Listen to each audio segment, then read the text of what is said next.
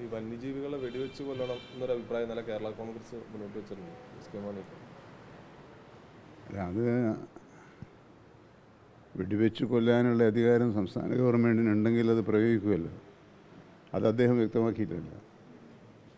ആ വന്യജീവികളെ വെടിവെച്ച് കൊല്ലാനുള്ള അനുവാദം വേണമെന്നാവശ്യപ്പെട്ടുകൊണ്ട് മിനിയാന്നും കഴിഞ്ഞ 7-ാം തീയതി ഞാൻ കേന്ദ്ര വനം പരിസ്ഥിതി മന്ത്രാലയത്തിലെ ക്യാബിനറ്റ് മന്ത്രിയെയും സ്റ്റേറ്റ് മിനിസ്റ്ററെയും ഞങ്ങൾ പോയി കണ്ടിരുന്നു. അങ്ങനെ കണ്ടപ്പോഴും അങ്ങനെ ഒരു ഉത്തരവ് നൽകാൻ സാധ്യമല്ല എന്ന നിലപാടിൽ തന്നെയാണ് അവർ ഉറച്ചു നിൽക്കുന്നത്. അതുകൊണ്ട് ഇത് ദേശീയതലത്തിൽ ചെയ്യേണ്ട ഒരു പ്രശ്നമാണ്. ആ ദേശീയതലത്തിൽ ചെയ്യാനുള്ള സംഭാവനകൾ അർപ്പിക്കുന്ന കാര്യത്തിൽ എല്ലാവർക്കും യോജിച്ച് മുന്നേറാൻ വേണ്ടി കഴിയേണ്ടതാണ്. അങ്ങനെ വന്നാൽ സംസ്ഥാന ഗവൺമെൻറ്റിന് ആ കാര്യത്തിൽ വ്യത്യസ്തമായ അഭിപ്രായമൊന്നുമില്ല. പക്ഷേ വന്യജീവി സംരക്ഷണ നിയമം നിലനിൽക്കുന്നിടത്തോളം കാലം അങ്ങനെ ഒരു നടപടി സ്വീകരിക്കാൻ കഴിയുമോ ഇല്ലയോ എന്നുള്ള കാര്യം കുറച്ചുകൂടി വ്യക്തമാക്കിയാൽ നന്നായിരുന്നു. അല്ലല്ല, വന്യജീവി സംരക്ഷണ നിയമത്തിൽ ഭേദഗതി വേണമെന്നുള്ള കാര്യത്തിൽ ഞങ്ങൾക്ക് ആർക്കും അഭിപ്രായ വ്യത്യാസമില്ല. കാരണം അത് വർഷങ്ങൾക്ക് മുമ്പ് ഉണ്ടാക്കിയ ഒരു നിയമമാണ്. കാലോചിതമായ പരിഷ്കാരം ഏത് നിയമത്തിനും ആവശ്യമാണ്.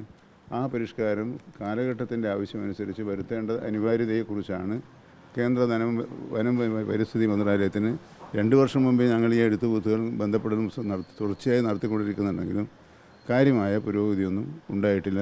അതാണ് ഏറ്റവും ഒടുവിൽ കഴിഞ്ഞ 7-ാം തീയതിയും ഞങ്ങൾ അവരെ പോയി കണ്ടപ്പോഴും അങ്ങനെ ഒരു ഉത്തരവ് നൽകാൻ സാധ്യമല്ല എന്ന നിലപാടിലാണ് അവർ ഉറച്ചു നിൽക്കുന്നത്.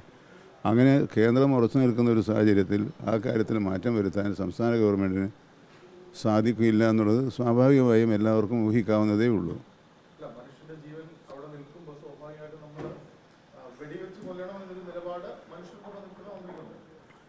അല്ലല്ലോ, ഏതാണ് നമുക്ക് അത് കൊല്ലണമെങ്കിലാണ് ഇന്നത്തെ നിയമം വെച്ച് ജനങ്ങളുടെ ആഗ്രഹത്തിനനുസരിച്ച് പ്രവർത്തിക്കാൻ ഗവൺമെൻറ്റിന് പരിമിതിയുണ്ട് എന്നുള്ളതാണ് ഞാൻ പറഞ്ഞു വരുന്നത്. പക്ഷേ എല്ലാവരും പറയും നിയമത്തിൽ മാറ്റം വരുത്തണത്. പക്ഷേ പറയേണ്ട സ്ഥലത്ത് ആരും പറയുന്നുണ്ടോ എന്ന് എനിക്കറിയില്ല. ഈ തട്ടിൽ പിതാവ് മലബാർ സഭ അധ്യക്ഷൻ ഇന്നലെ പറഞ്ഞിരുന്നു മനുഷ്യജീവനെ ഇങ്ങനെ നശിക്കുന്നത് കണ്ടിരിക്കാനാവില്ല എന്നുള്ളത്. തീർച്ചയായിട്ടും ഞാൻ ആ അഭിപ്രായത്തോട് യോജിക്കുന്നു. അദ്ദേഹത്തെ പോലുള്ളവർ ഞങ്ങളെ ഈ കാര്യത്തിൽ സഹായിക്കണം. വേണമെങ്കിൽ കോടതിയൊക്കെ സമീപിക്കാമല്ലോ. കോടതിയിൽ നിന്നും അങ്ങനെ ഒരു ഉത്തരവ് വാങ്ങിക്കാൻ കഴിഞ്ഞാൽ നമുക്ക് നല്ല കാര്യമാണ്. അപ്പോൾ അതിൽ നമ്മൾ പ്രസ്താവനയിൽ ഒതുക്കിയില്ല. അതിൽ തുടർന്നുള്ള ആക്ഷൻ ഗവൺമെൻറ്റുകളോട് സമരം എന്നതിനും അപ്പുറം ക്രിയാത്മകമായ പ്രവർത്തനത്തിലേക്ക് ഈ പറഞ്ഞ 2 കൊല്ലമായി ഇതുവരെ ആരും മുന്നോട്ട് വന്നതായി കാണുന്നില്ല. ഞങ്ങളുടെ പരിമിതി തന്നെയാണ് അവർക്കുള്ളത് എന്നതുകൊണ്ടാണ് അങ്ങനെ ചെയ്യേണ്ടി വരുന്നത്. എല്ലാവരും അവർക്ക് മനഃപൂർവ്വമല്ല. അവർക്കും അങ്ങനെ പറയാമെന്നല്ലാതെ ഭേദഗതി വരുത്താനുള്ള നിയമപരമായ അധികാരം കേന്ദ്ര സർക്കാരിനാണ് എന്നിരിക്കെ സംസ്ഥാന ഗവൺമെൻറ്റിൻ്റെ ആത്മാർത്ഥതയെക്കുറിച്ച് ചോദ്യോത്തരങ്ങൾ നടത്തിക്കൊണ്ട് എന്താ കാര്യം? ആ സമ്മർദ്ദം ഞങ്ങൾ ചെലുത്തുന്നില്ലെങ്കിൽ ഞങ്ങളുടെ ഭാഗത്ത് നിന്ന് വീഴ്ചയാണ്. പക്ഷേ ഞങ്ങൾ കഴിഞ്ഞ 2 കൊല്ലമായി നിരന്തരമായി സമ്മർദ്ദം ചെലുത്തിക്കൊണ്ടേയിരിക്കുകയാണ്.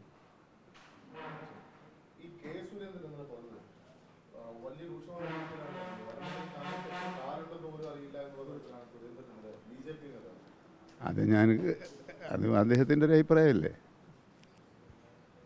അത് ആ അഭിപ്രായത്തിലെ യുക്തി, അതിലെ സുതാര്യത ഒക്കെ നിങ്ങളങ്ങ് വിലയിരുത്തിയാൽ മതി. ഇപ്പോൾ വിമർശിക്കേണ്ടി വരുമ്പോൾ ഏത് എക്സ്ട്രീമിൽ പഠിക്കുക. അദ്ദേഹത്തിൻ്റെ കക്ഷിയാണ് കേന്ദ്രത്തിൽ ഭരിക്കുന്നത്. കേന്ദ്രമന്ത്രി ഭൂപേന്ദ്ര യാദവിനോട് അദ്ദേഹത്തിനൊന്ന് പറയാമല്ലോ. ഇങ്ങനെ മനുഷ്യനിങ്ങനെ ഇവിടെ മരിച്ചു വീഴുകയാണ്, ആവശ്യമായ ഭേദഗതി കേന്ദ്രത്തിൽ വരുത്തണമെന്ന് അവർക്കും ആവശ്യപ്പെടുക. അതാണ് സംസ്ഥാന ഗവൺമെൻറ്റിനെ പ്രതിക്കൂട്ടിൽ കയറ്റി നിർത്തുന്നതോടൊപ്പം ഞങ്ങളെ വഴക്കൊന്നും പറയേണ്ടതെന്ന് ഞാൻ പറയില്ല. ഞങ്ങളുടെ ഭാഗത്ത് വീഴ്ചയുണ്ടെങ്കിൽ അത് പറഞ്ഞോട്ടെ. പക്ഷേ ആ കൂട്ടത്തിൽ ചെയ്യാൻ കഴിയുന്ന കാര്യങ്ങൾ ചെയ്യേണ്ടുന്നത് കുറച്ചും കൂടി ജനങ്ങളോടുള്ള ആത്മാർത്ഥത കൊണ്ടാണത് പറയുന്നതെന്ന് ബോധ്യപ്പെടുത്താൻ സഹായമാകും.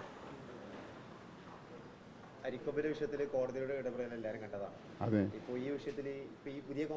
അല്ല, അപ്പം നിങ്ങൾ തന്നെ ചോദിക്കുക. കോടതി അരിക്കൊമ്പിൻ്റെ കാര്യത്തിലായാലും ഇപ്പോൾ നമ്മൾ നേരത്തെ നടത്തിയ തണ്ണീർക്കൊമ്പിൻ്റെ കാര്യത്തിലായാലും തണ്ണീർക്കൊമ്പിൻ്റെ കേസിൽ ഇപ്പോൾ കേസ് നടക്കുകയില്ല. ഇന്നലെ ഈ പ്രതിസന്ധികൾക്കിടയിലും കോടതി ഞങ്ങളുടെ ഉദ്യോഗസ്ഥന്മാരെ ഹൈക്കോടതിയിൽ വിളിച്ചു വരുത്തുകയാണ് ചെയ്തിരിക്കുന്നത്.